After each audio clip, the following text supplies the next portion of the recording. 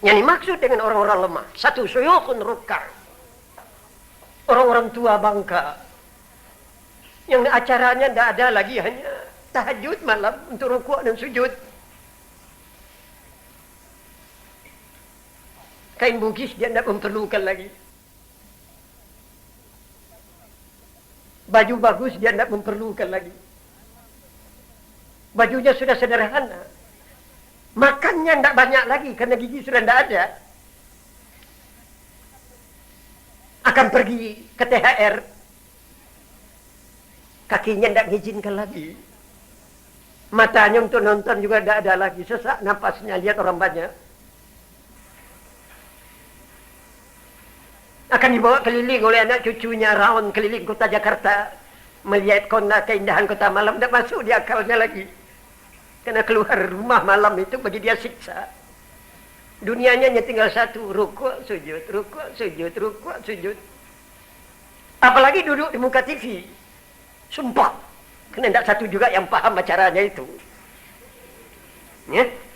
Orang tua ini, kalau muda-muda mesti tahu acara TV. Orang tua ini tidak. Ini kebetulan orang tua ini sasaran mata Tuhan. Mungkin dari Jakarta hanya beberapa orang. Tapi ini maskot, jimat. Masih ada orang tua yang tidak berselera kepada dunia. Yang dia perlukan hanya sajadah. Untuk tasbih kepada Allah. Mengagungkan nama Tuhan. Ini namanya syuyukhun rukka. Orang tua yang tugasnya hanya rukuk dan sujud. Satu. Yang kedua, hayawanin rutta. Binatang-binatang melata. Kambing kah, ayam kah, sapi kah, kebo kah. Yang dia perlukan hanya rumput-rumput kering. Dia tidak memerlukan divisa. Dia tidak memerlukan kain banyak. Dan tidak perlukan makanan kaleng. Jerami cukup. Dia hanya binatang memerlukan rumput kering. Karena ini penyambungnya nyawanya. Allah melihat binatang yang menghanguskan, yang menghajatkan rumput kering ini sebagai makhluk lemah yang harus dilindungi Tuhan. Dia tidak rakus lagi ini binatang. Dan kebetulan dia tidak mengenal kalimat gudang. Dia tidak tahu gudang. Karena sebanyak rezeki yang datang, masuk perut. Nyimpan, apalagi nabung, tidak ada dalam kamus binatang ini. Ini termasuk barang lemah yang menjadi sasaran rahimiyatnya Allah. Dua, satu orang tua yang rukuk, binatang yang memerlukan rumput kering. Yang ketiga, subyanin rutta, bayi-bayi yang memerlukan air susu. Bayi yang masih memerlukan air susu. Dia tidak memerlukan makanan mewah, tidak memerlukan rumah. Hanya setetes, seteguk air susu dari ibunya, ini yang dia rindukan pagi sore. Nabi kita mengatakan, ini 3 maskot, 3 jimat. Kalau 3 ini tidak ada dalam satu negeri, la subba alaikumul azab, subba. Akan dituangkan ke negeri itu siksa dengan tuangan yang mengalir sehebat-hebatnya. Jadi maknanya yang lemah-lemah ini yang menyebabkan kita mesti ditolong Tuhan.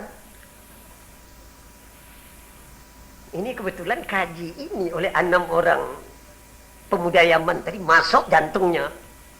Ya Allah, salah kita menolak fakir miskin di waktu panen. Mari kita kenyangkan fakir miskin dulu supaya harta diberkahi Allah. Sudah itu pamannya mengatakan, kenapa kok kamu mengucapkan tasbih itu kok kurang dari ukurannya. Umumnya di Jakarta sekarang ini kita masih dalam mazhab Syafi'i. Di Jakarta ini sama juga dengan di Aceh, sama juga dengan di Padang, kita masih Syafi'iyah. Umumnya kitab-kitab Syafi'iyah tidak ada yang mengajarkan dalam rukun salat di atas membaca tasbih sekali lalu, tidak ada. Kalau sujud, ya sekurangnya 3. Subhanarabbiyal a'la, subhanarabbiyal a'la, subhanallah. Kalau sujud, kalau rukuk, subhanarabbiyal azim, subhanarabbiyal azim, 3 kali. Kadang-kadang pakai wa bihamdih lagi. Subhanarabbiyal a'la wa bihamdih, subhanarabbiyal a'la wa bihamdih, subhanarabbiyal azim wa bihamdih. Tapi karena kurang disadari maknanya, ini sekarang kerap kali kena korting. Apalagi kalau imamnya muda. Allah Akbar, subhanallah, Allah Akbar, cepat sekali naiknya itu. Ini keanggaran tasbih itu sekali lalu. Ya. Ini yang mengalami biasanya ngaku itu dengan ketawa. Ketawa itu menunjukkan pengakuan. Ya kan. Saya termasuk itu yang ekspres. Itu gara-gara hurufnya tidak betul kok. Haknya itu apa benar? Subha. Kadang-kadang subha dengan ha. Kadang-kadang sunya ini bukan sin. Su. Kekecilan, kadang gigi berompong. Su bacanya. Ini jangan dibaca lagi mahrid Allah di belakang. Subhanallah. Subhana rabbiyal a'la. Jarang sekali orang yang mengontrol lidahnya dalam membaca tasbih. Apalagi angkanya. Ini kita termasuk sekarang zaman di mana kalimat tasbih sudah kena inflasi. Kita tidak ketarik lagi kepada kata-kata tasbih. Padahal agama mengatakan di sini rahasianya rahmat Allah. Akan dipertahankankah oleh Tuhan kesayangannya kepada kita? Tergantung kepada kita bertahan dalam mengagungkan tasbih. Maaf, duit yang diberikan Allah kepadamu setiap bulan. Kalau kamu kurang bertasbih kepada Allah, bulan depan habis Desember, pemerintah tidak akan ngambil putusan menaikkan gaji. Malah nurunkan. Semua sudah ngimpi-ngimpi. Akan naik gaji kita ini, akan naik gaji kita. Cerita-cerita burung katanya akan naik. Mungkin gaji naik, tapi daya uang berantakan. Mau apa kamu? Kaya, tapi daya uang lemah. Akhirnya kita melarat lagi. Saudara-saudara, ini tergantung kepada hati kita dengan Tuhan. Sampai di mana kita mengagungkan kalimat tasbih. Kebetulan malam ini kita mengaji Baqiyatus Shalihat. Saudara-saudara, maaflah. Fik, sapu tangannya udah kelupaan ini, Fik. Mana? Ini dah. Dikira di saku tadi sudah ada sapu tangan. Ini kok yang masuk cuma tasbih ini. Sapu tangannya tidak ada. Ini susah juga jadi orang tua pikun ini. Segala-gala ketinggalan.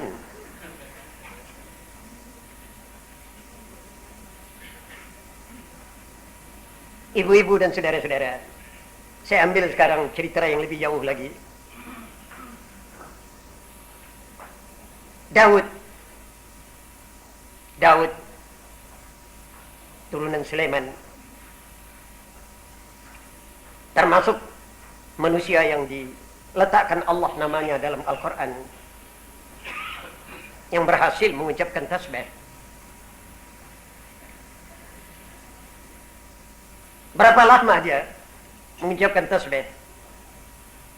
Kebetulan Daud ini tasbihnya sama dengan kita umat Nabi Muhammad sallallahu alaihi wasallam, yakni ketika kening ketemu dengan sajadah.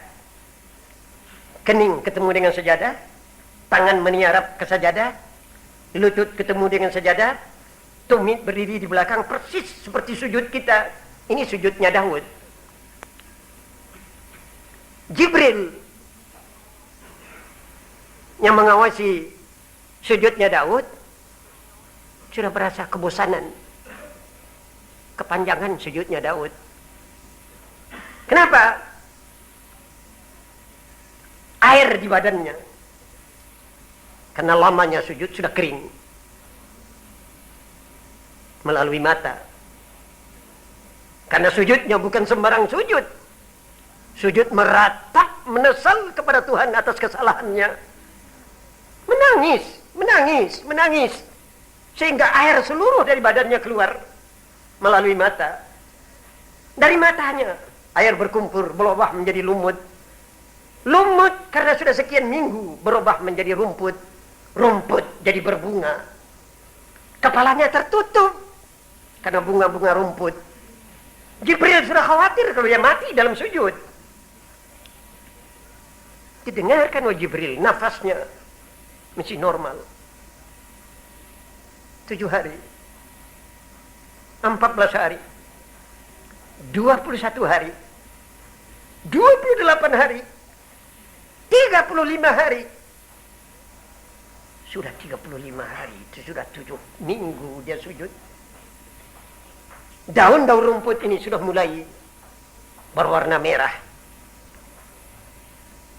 Namun Daud masih terus meratap menangis. Sehingga air yang putih di badannya untuk lalu di matanya tidak ada lagi. Kalau dia akan menangis terus, yang akan keluar cuma darah dari badannya. Jibril membisikkan ke telinganya, Daud, angkatkanlah mukamu. Daud menghentikan tasbihnya dan mengatakan kepada Jibril, malu. Jibril mengatakan, malu apa? Malu melihat langit. Katanya malu melihat langit karena seluruh yang di langit tahu dia bersalah. Malu katanya melihat langit. 40 hari dia sujud non-stop, menangis terus.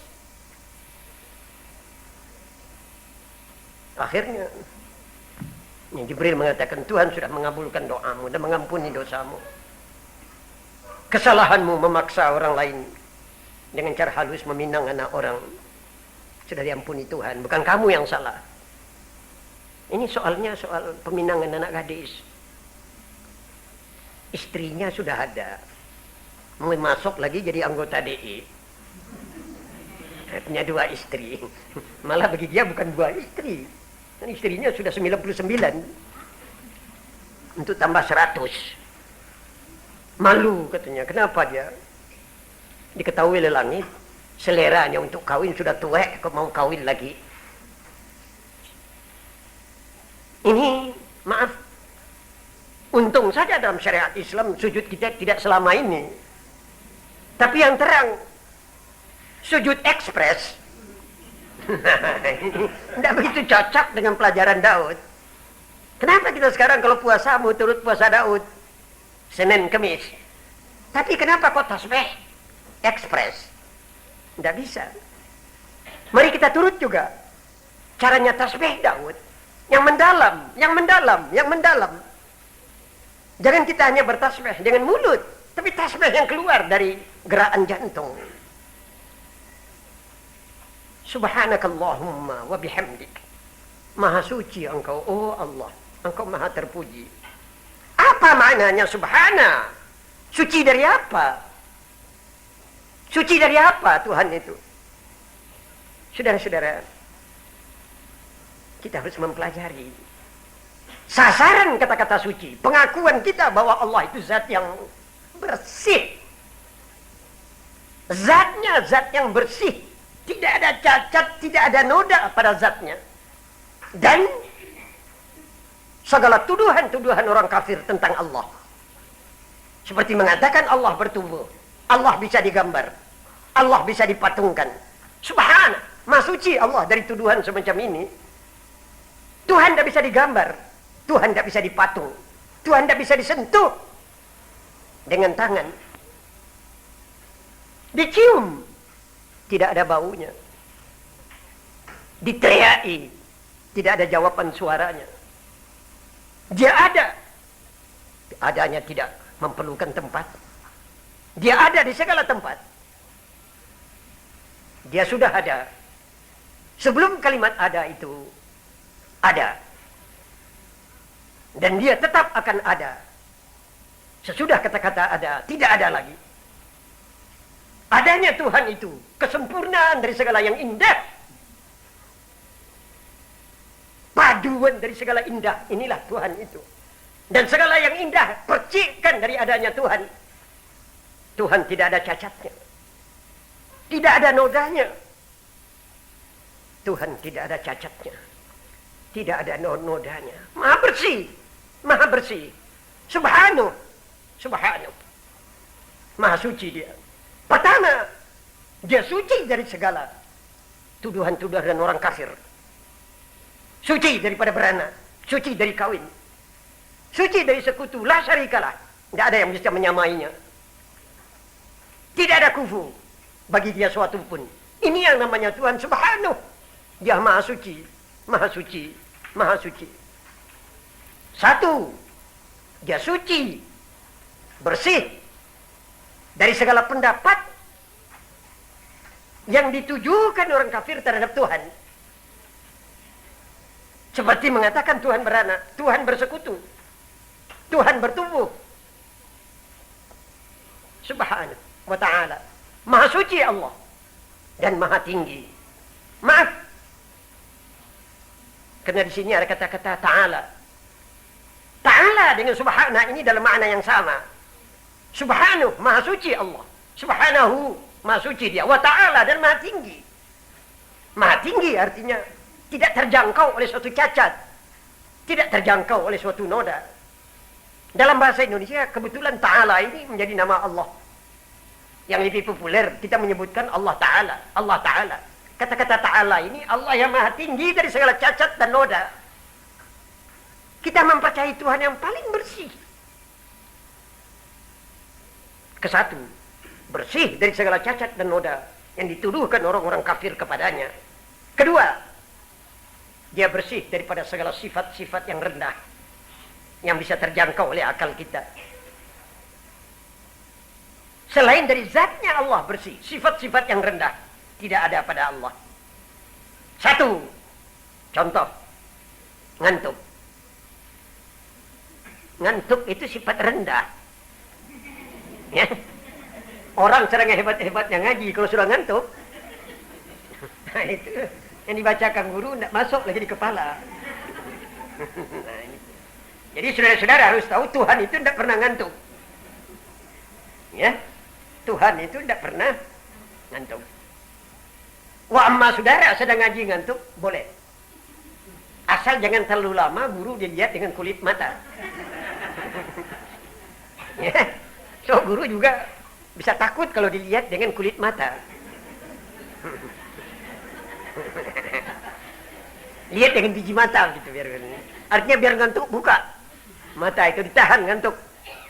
Kalau perlu minum air, jangan ngantuk. Ngantuk itu cacat. Apalagi ngantuk di muka orang banyak sampai air ludahnya berlelehan. Ya Allah, tidak tahu malu ngantuk di muka orang banyak. Jadi orang yang mengatakan Tuhan ngantuk tidak bisa, karena ngantuk itu sifat rendah. Al-Quran mengatakan Tuhan itu bukan saja tidak pernah ngantuk, adeknya ngantuk, menguap, itu Tuhan tidak pernah. La ta'khuduhu sinatun wala naum. Tuhan itu tidak pernah menguap dan tidak pernah ketiduran. Kalau saudara ketiduran boleh, karena saudara menungso. Menungso, tapi Tuhan itu bersih dari tidur, bersih dari ngantuk. Jadi kalau saudara akan melakukan korupsi dari kantor, hati-hati. Tuhan tidak pernah ngantuk. Tuhan tahu, setengah sen uang hilang di kantor itu Tuhan tahu. Kamu sembunyikan di mana, Tuhan tahu. Orang yang ngerti bahwa Allah bersifat sempurna, tidak mau melakukan pelanggaran di muka Allah. Karena di malam yang gelap sehitam-hitamnya, mata Tuhan melihat. Bayangkan, malam gelap sehitam-hitamnya, di tengah-tengah alon-alon lapangan, semut hitam merangkak-rangkak di rumput. Itu dilihat Tuhan.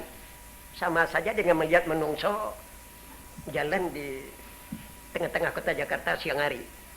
Jadi semut hitam tengah malam di alon-alon dilihat mata Allah, sama dengan melihat manusia jalan jam 12 siang hari di tengah-tengah kota Jakarta. Semut hitam.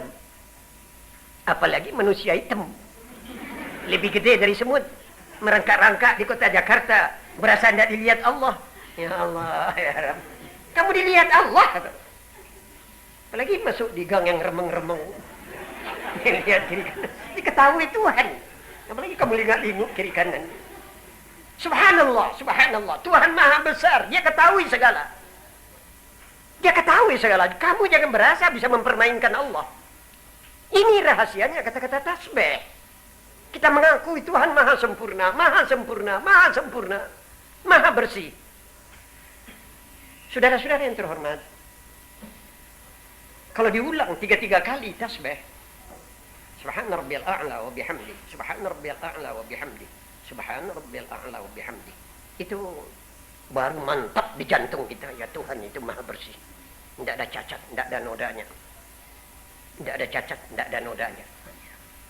Apalagi kalau sudah baca tasbih, tasbih yang diucapkan Rasulullah di akhir hidupnya. So ternyata Rasulullah di akhir hidupnya ketika salat tidak membaca subhan rabbiyal a'la wa bihamdi. Enggak. Aisyah mengatakan sesudah turun ayat Alam Nasrah sampai mati Rasulullah merubah tasbih yang dia baca dalam salat. Karena Alam Nasrah mengatakan Alam nashrah laka sadrak wa wada'na 'anka wizrak alladhi anqadha zahrak wa rafa'na laka dhikrak fa inna ma'al usri yusra inna ma'al usri yusra fa idza faragta fansab ila rabbika farghab. Ayat ini diiringi dengan ayat perintah tasbih di dalam idza jaa nasrullah wal fath wa ra'aitan nasa yadkhuluna fi dinillahi afwaja fasabbih bihamdi rabbika wastaghfirhu innahu kana tawwaba. Aisyah mengatakan sesudah turun ayat ini Rasulullah berubah tasbihnya dengan kalimat subhanakallahumma wa bihamdik Allahumma ghfirli innaka antat tawwabur rahim. Subhanakallahumma wa bihamdik Allahumma ghfirli innaka antat tawwabur rahim. Sesuai dengan tuntutan fasabbih bihamdi rabbika wastaghfirhu. Masuk istighfar sekali di dalam wastaghfirhu innahu huwat tawwabur rahim. Jadi subhanallah, subhanakallahumma wa bihamdik Allahumma ghfirli innaka antat tawwabur rahim. Ini yang dibaca waktu rukuk, juga ini yang dibaca waktu sujud sampai wafatnya. Kalau saudara mau yang panjang. Tapi kalau mau yang pendek, baca saja subhanallah.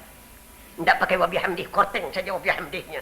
Saya cepat subhanallah, subhanallah, subhanallah, Allah Akbar, lebih cepat. Tapi kalau ingin surga, bacalah yang agak panjang. Ini bacalah yang agak panjang, ini pahalanya akan lebih panjang. Bacalah tasbih yang lebih panjang. Nah, saudara-saudara yang terhormat, sekarang saudara bisa mengetahui kenapa kata-kata tasbih ini begini bernilai tinggi di muka Allah.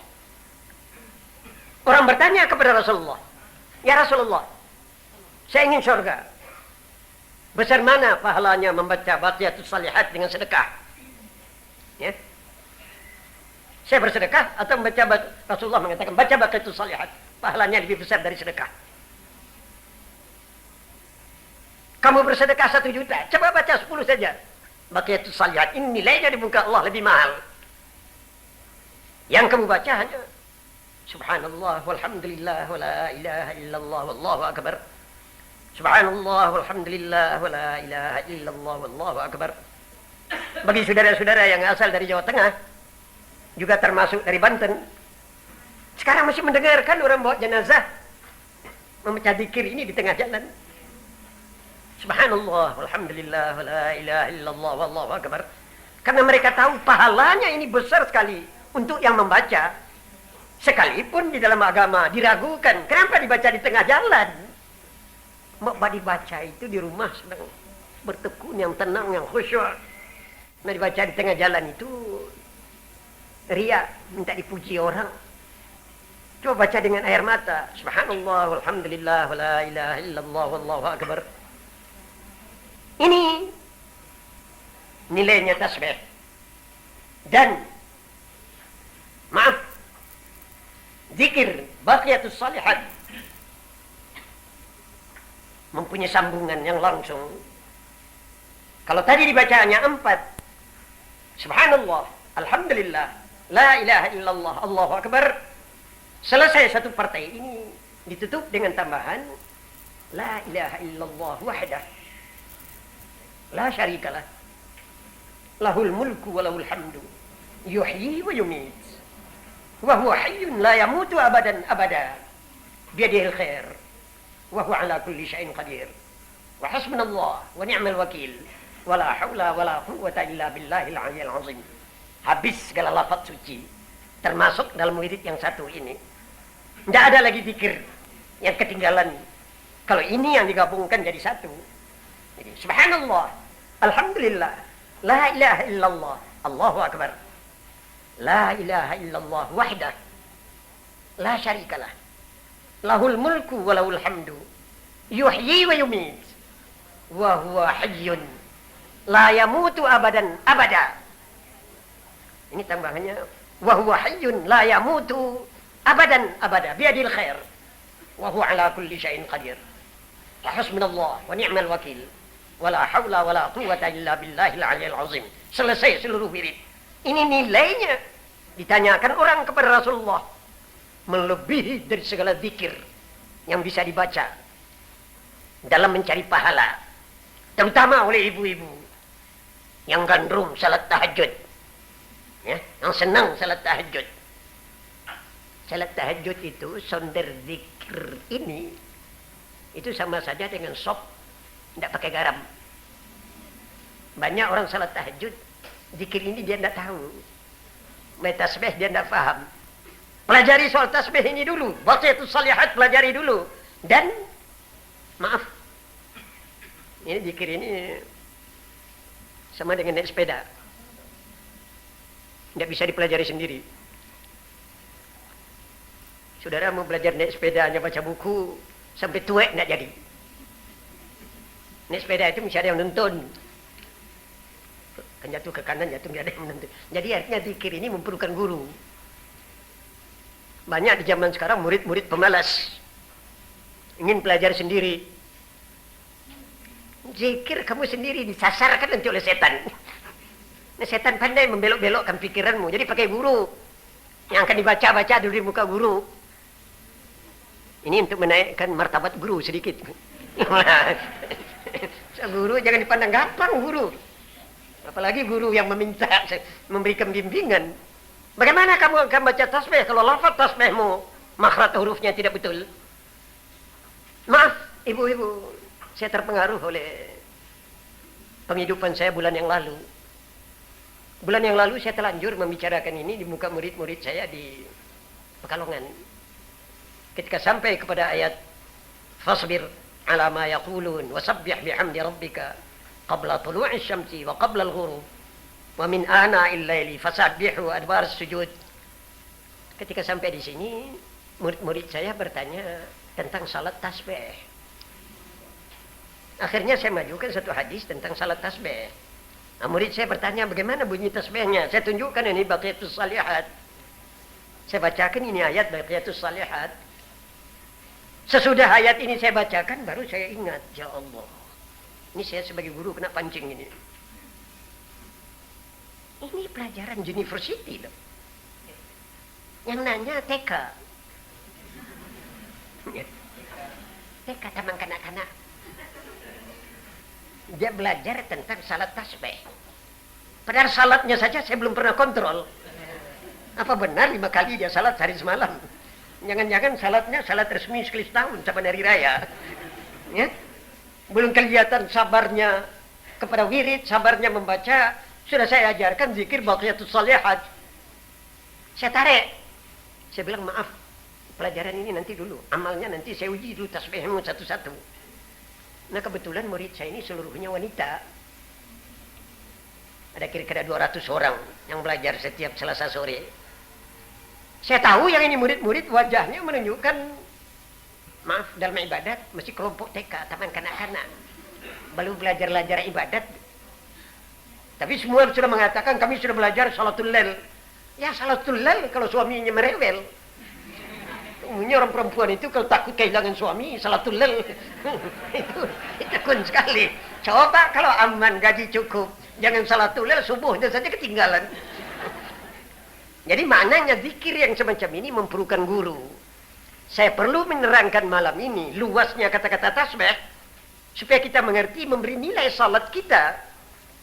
Kenapa? Salat ini dalam Quran dikatakan tasbih. Di surat Qaf, perintah salat itu dengan lafaz fasabbih bihamdi rabbika qabla tulu'i syamsi wa qabla al-ghurub wa min ana'il laili fasabbihu adbar sujud. Terjadi 5 salat. Seluruh salat ini dikasih julukan tasbih. Kenapa salat dikatakan tasbih? Karena isinya salat, teras rasanya salat itu tasbih. Teras-terasnya salat itu tasbih. Jangan kamu pandang enteng ketika kamu sedang meletakkan dahimu di atas sajadah. Ketika kedua tanganmu meniarap ke bumi, lututmu meniarap ke bumi, tumitmu berdiri dari belakang. Ini kontak dengan Tuhan yang sebenarnya kontak. Seluruh badan kita diwakili oleh sab'ata a'zum, 7 potong tulang. 7 potong tulang kita yang melakukan sujud. Potong pertama, tumit 2. Ketika kita sujud, potong kedua lutut 2, meniarap ke sajadah.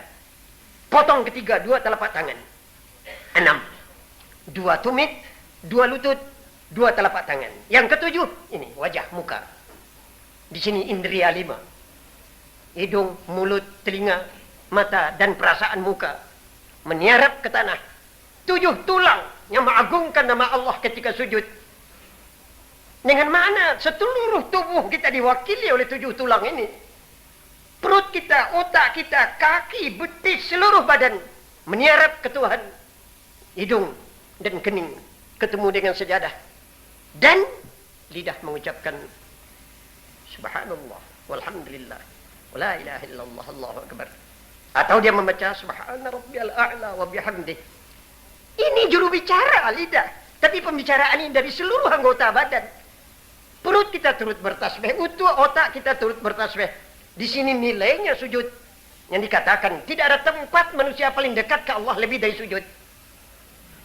Kalau ada yang mengalahkan orang sujud, dekatnya kepada Allah hanya satu, orang yang sedang wukuf di padang Arafah. Lain dari itu, yang paling dekat ke Tuhan, orang sujud.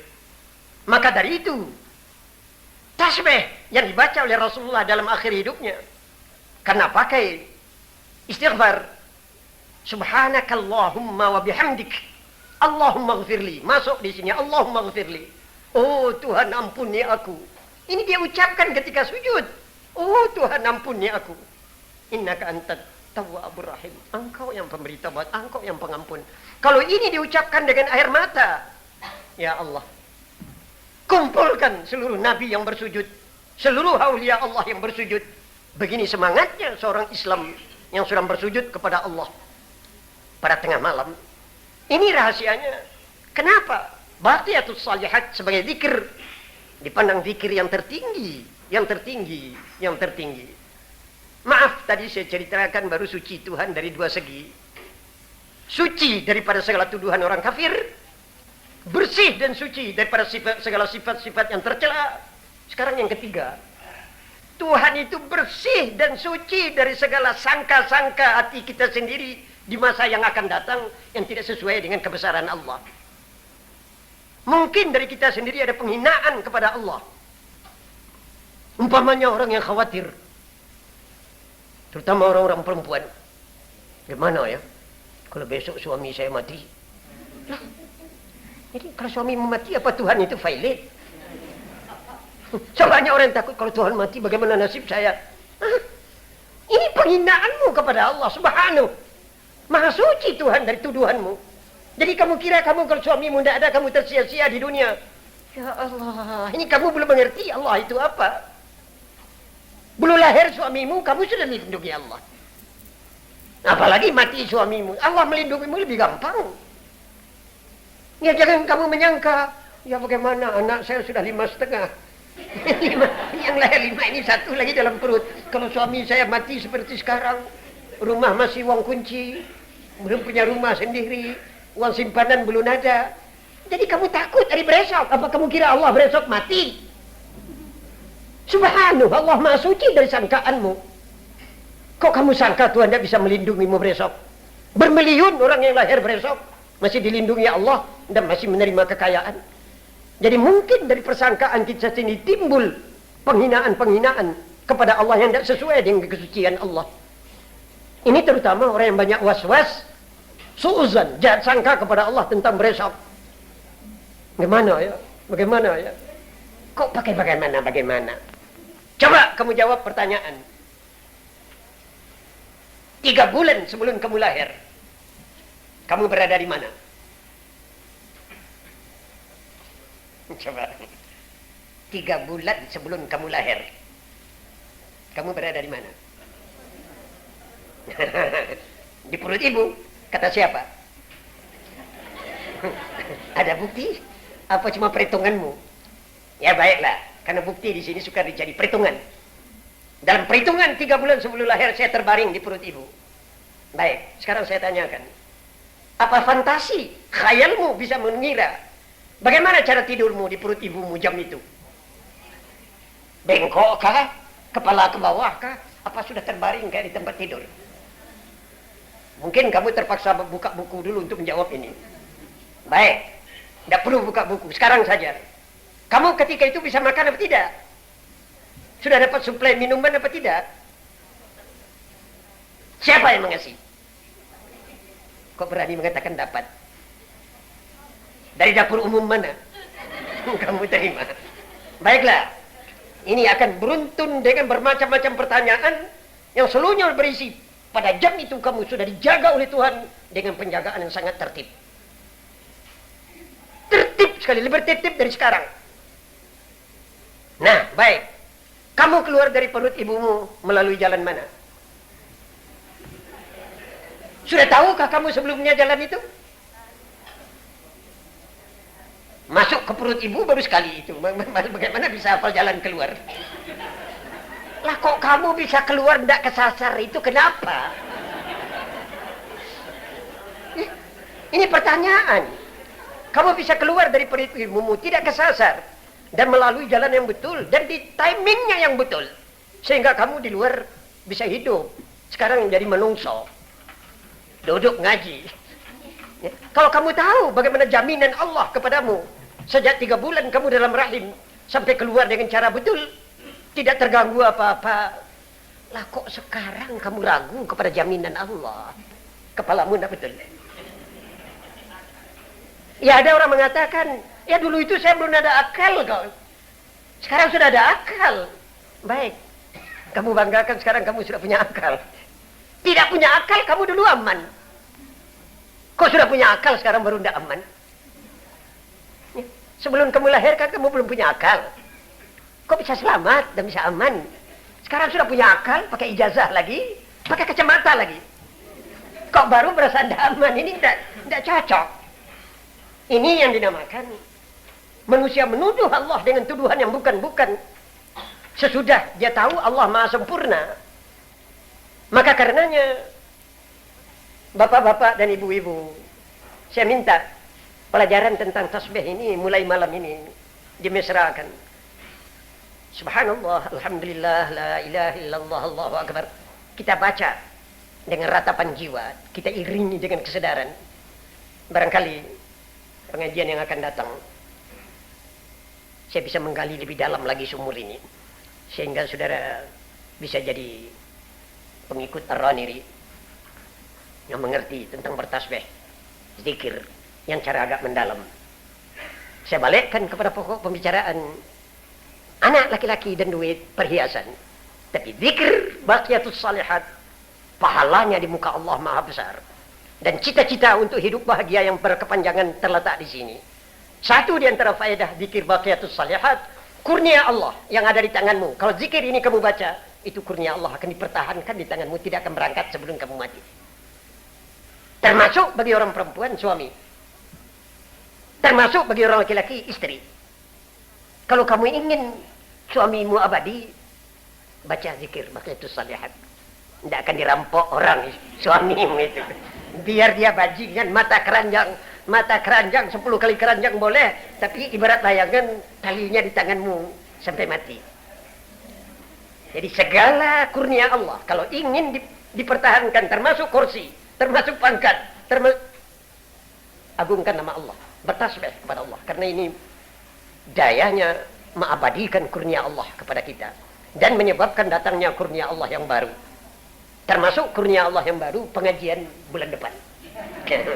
Allahumma ahyina mu'minina ta'i'ina wa tawaffana muslimina ta'ibina wa alhiqna bis salihina waj'alna mimman ya'khudhul kitaba bil yamin waj'alna yawmal faz'il akbari aminin wa adkhilna bi rahmatika wa karamika fi jannatin na'im wa najjina bi'afwika wa hilmika minal 'adzabil alim ya barru ya rahim ya halim ya karim. ربنا آتنا في الدنيا حسنة وفي الآخرة حسنة وقنا عذاب النار.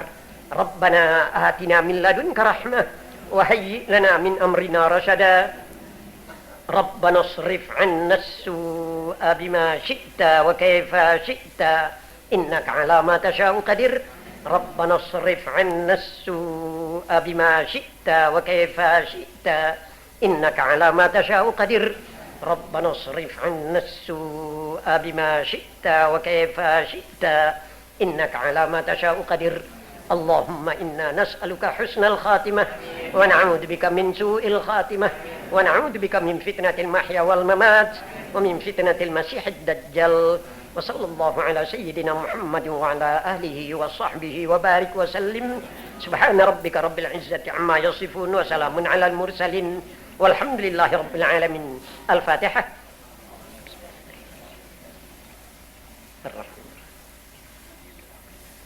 اهدنا الصراط المستقيم غير المغضوب عليهم ولا الضالين. آمين آمين. وآخر دعواهم أن الحمد لله رب العالمين والسلام عليكم ورحمة الله وبركاته.